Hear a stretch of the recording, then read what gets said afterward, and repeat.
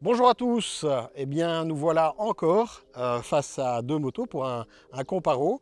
Je suis ici avec mon ami Frédéric. Bonjour à toutes et tous.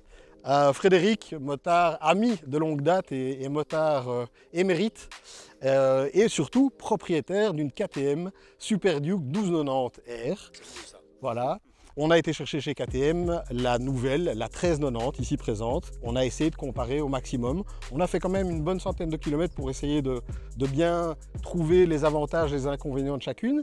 Alors c'est quand même des motos qui sont très proches. Alors petit rappel, le surnom de cette moto c'est The Beast.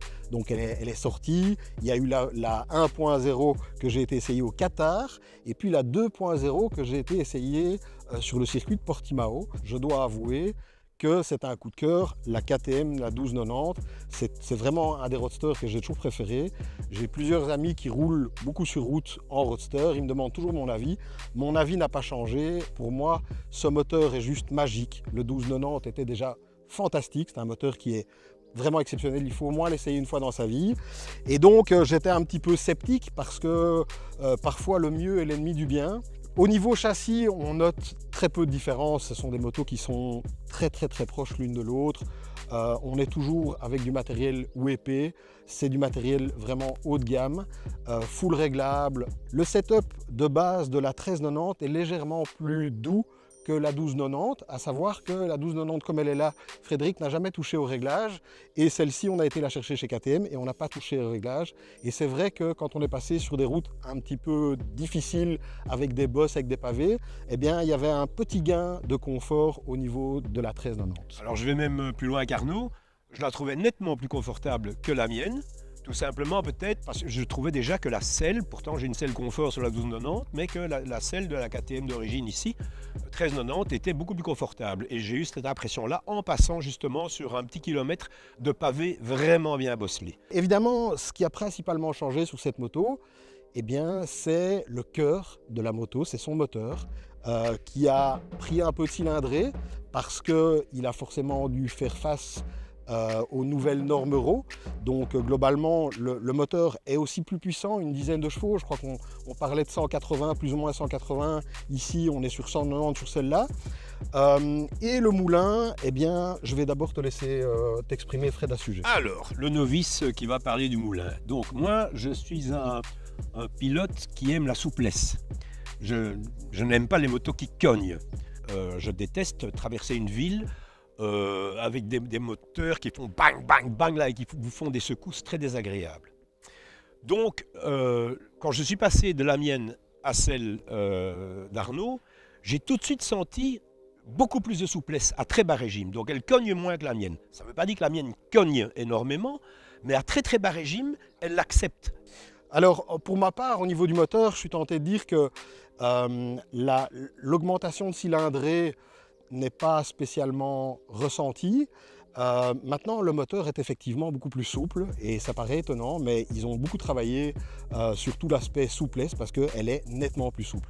Alors, au niveau du moteur, il est plus puissant et il n'y a rien à faire, c'est toujours la même chose. Quand on veut prendre un moteur et le rendre plus puissant, on fait toujours un gain quelque part pour réduire une partie ailleurs. Et donc, ce que moi j'ai trouvé, c'est que sur le 1290 que j'adore, mais qui cogne beaucoup plus dans les bas régimes que celle-ci, eh bien vous avez vraiment une courbe de puissance qui s'arrête à 180 chevaux mais qui est plus pleine. Celle-ci, j'ai ressenti plutôt un gros coup de couple avec un creux et puis ça repart dans les tours et là ça s'envole et jusqu'à 10 500 ça tire. Alors à fond de troisième sans essayer de lever la roue, elle lève. Donc il faut se rendre compte que ça pousse très fort. Je ne voulais pas interrompre Arnaud, moi je ne peux pas évidemment dire la même chose puisque je n'ai pas osé avec cette moto-là aller à un régime pareil. Mais par contre je suis allé jusqu'à 8500, 9000 tours et elle décoiffe, elle décoiffe. On va dire que le moteur est effectivement meilleur. Ils ont bien bossé. C'est une vraie réussite. Le moteur est plus agréable. Franchement, ce matin, à la prise des motos, j'étais sceptique. Ici, je peux pas le nier. Clairement, le moteur a fait un bond. Alors, je trouve toujours la 1290 absolument exceptionnelle. Il y a chose que celle-ci, eh ben oui, ils ont fait encore un petit peu mieux. On a difficile à le croire en fait, mais oui, ils l'ont fait. Oui, c'est un peu mieux. Voilà, elles sont vraiment comparables. Je m'amuse autant avec l'une qu'avec l'autre, mais c'est un petit peu mieux sur la 1390. Tout est un petit peu mieux. Oui. Ici, on est sur un embrayage plutôt dur. Là, je préfère clairement la mienne, qui a un embrayage beaucoup plus souple et qui me permet en ville de circuler plus facilement. Maintenant, on n'achète pas une moto pareille pour visiter les villes. On est d'accord. Effectivement, le levier d'embrayage est quand même nettement plus dur sur la 1390. Bon, maintenant rappelons-nous que, et là on va directement embrayer sur le quick shifter. Le quick shifter est juste magique. Le quick shifter est un poil plus performant, et je dirais même la boîte en général est un poil plus performant, plus souple, plus agréable sur celle-ci. Et clairement, avec le quick shifter up and down, on n'a pas besoin d'embrayer. Et Dieu merci, parce qu'il est vrai que s'il fallait vraiment changer et débrayer à chaque passage de rapport, c'est pour avoir un bras comme ça en fin de journée. Bon, maintenant, au niveau ergonomie, est-ce que tu as quelque chose à dire?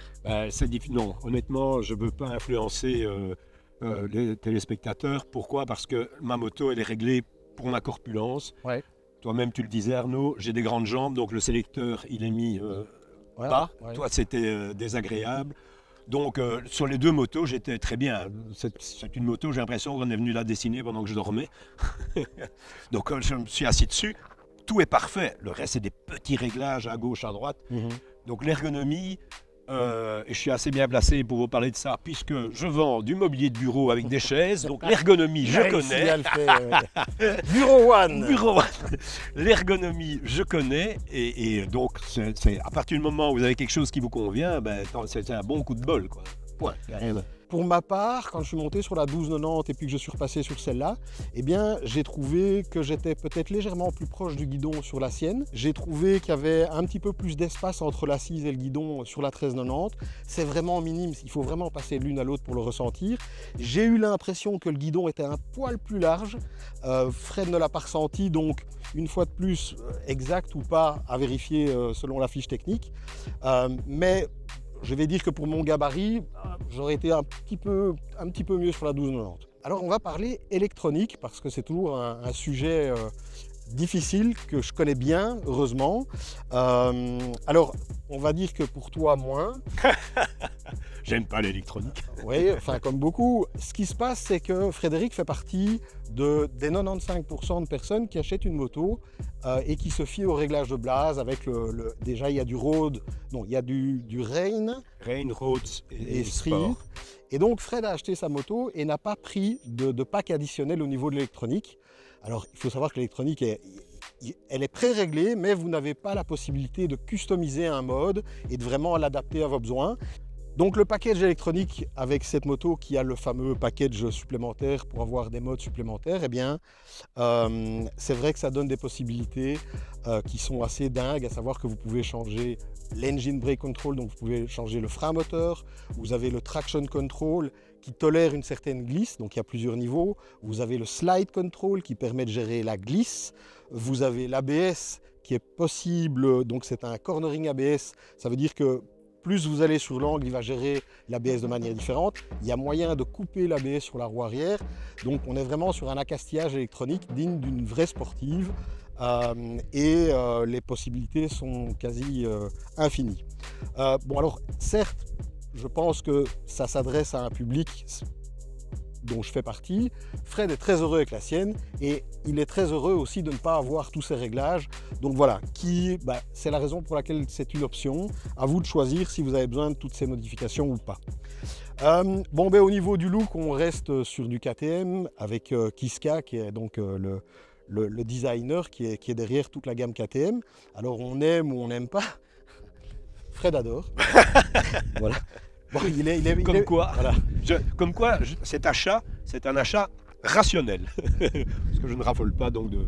Mais ça, c'est personnel. Moi, perso, j'ai toujours bien aimé le look KTM. C'est bien marqué, l'identité est claire, on ne sait pas la rater.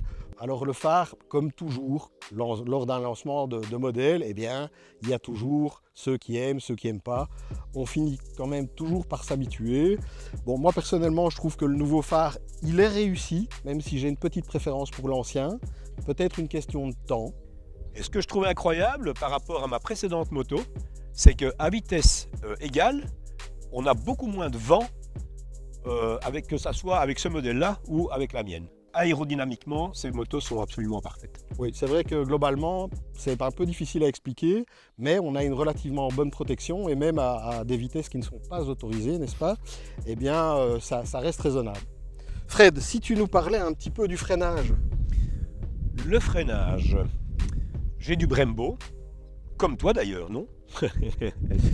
C'est exactement le même. Voilà, bon ben, soyons clairs, cette moto freine, c'est un des aspects qui m'avait impressionné lorsque je l'ai essayé au mois de juin dernier. Hein, donc je vous rappelle cet achat que j'ai fait au mois de juillet. Et à 80-90 à l'heure, sur 5 mètres, 10 mètres, on est arrêté. Je n'en revenais pas, je n'en revenais pas. Et la moto ne bouge pas d'un millimètre. Donc d'une stabilité incroyable sur un freinage très puissant. Voilà. Bon ben, le système est très connu, c'est du Brembo Stilema. Et donc ce sont des étriers coulés en un bloc. C'est une gamme d'étriers qui a été lancée à la base sur la Panigale V4 il y a déjà de ça 2 générations, mais quand la Panigale est sortie, eh bien Brembo a innové et présenté ces étriers qui ont l'avantage de freiner aussi fort que, c'est un terme technique, mais les MC5 de la gamme Brembo, mais qui sont plus légers, plus fins et qui refroidissent mieux. Donc on est sur du freinage de sportif de très haut niveau. Donc freinage, absolument rien à dire, c'est juste fantastique. Bon ben écoutez, je pense qu'on a un petit peu parlé tout sur cette moto et la finalité, c'est quoi? Ben c'est simple, c'est que effectivement, eh bien cette KTM 1390 Super Duke est effectivement meilleure, légèrement meilleure, mais meilleure que la 1290. On vous a tout dit, il est l'heure de vous quitter malheureusement. Ce printemps qui est là nous fait beaucoup de bien. On va se retrouver très rapidement puisque ça va ouvrir évidemment toute une période de nouveaux essais, de nouveaux comparatifs qu'on est impatient de vous proposer. Donc à très bientôt et d'ici là, gaffe sur la route.